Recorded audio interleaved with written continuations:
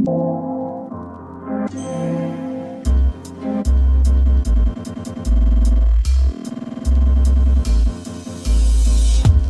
a cell phone tower on the campus of a California elementary school after some parents said it may be linked to several recent cases of childhood cancer.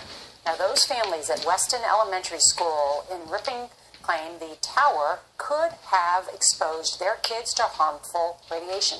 Sprint says the tower is safe and has operated well below federal safety limits, but the company turned it off anyway and plans to move it to a new location.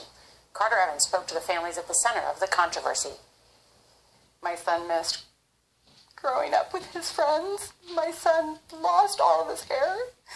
It's not something that I wish on anybody, to watch their child go through what our children have gone through. Kelly Prime's son Kyle was just 10 years old when he was diagnosed with kidney cancer in 2016. 5 months later, Kyle's friend and classmate Mason Ferrulli developed brain cancer.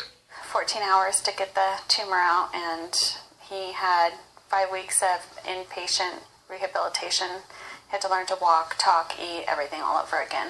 2 more kids at the school were diagnosed this year. At what point are you saying, we ought to take a close look at the school here? The moment that I found out that Mason had been diagnosed, it popped into my mind that something was not okay.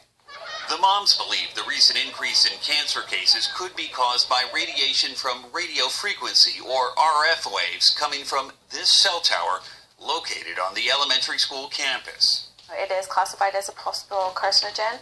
That tells us that there is some evidence out there. We're not naive to the fact that there could be other components out there, other environmental influences, but the bottom line that we feel in regards to this tower is it doesn't belong there if there's any indications that it's unsafe. You figure it's not worth the risk? Absolutely. The school district hired engineers to measure the exposure and concluded the tower met government and industry standards in all respects and posed no threat to student safety. The parents hired their own investigator, who found much higher RF levels than the district did, but still within government safety standards. Sprint takes safety very seriously. Sprint's Dharma Nordell says 3 tests have shown the cell tower is operating 100 times below the federal limit. Let me just ask you flat out, does Sprint believe that tower could be causing cancer? Absolutely not. It is not a safety concern to the community, but we do hear the community's concerned, so we're quickly working to relocate the tower. Whenever you hear of cases of cancer in a child, obviously that itself is alarming. When there's several cases in one school, that's even more alarming. CBS News medical contributor, oncologist David Agus, says the number of cases warrants further investigation, but he says people exposed to RF waves at normal levels have not been found to be at higher risk for developing cancer. The way to study this is to look at the incidence of cancer in proximity to these towers. We have to look at epidemiologic data, but the data today, both in adults and children, don't point to these causing cancer. The American Cancer Society says there is very little evidence to support the idea that being near a cell tower might increase the risk of cancer, but it also says very few human studies have focused specifically on that risk. Do you believe the oncologists who say cell towers can't cause cancer? I believe that everybody wants to believe our government. Technology is what it is, and it's growing, and it's growing out of control.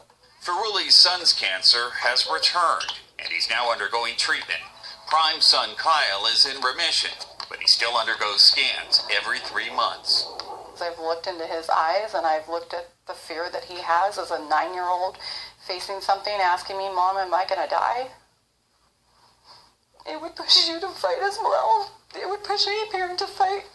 I won't stop until it's done, until that thing is gone. For CBS This Morning, Carter Evans, Ripon, California.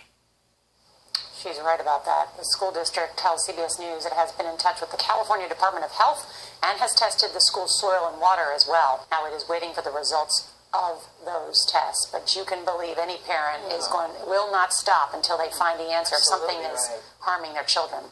And it has to be hard to hear there's no connection while you're sitting here looking at your child who's losing his hair and is very ill. Yeah, I'm glad they're testing the soil and the water and taking a bigger look. I am too.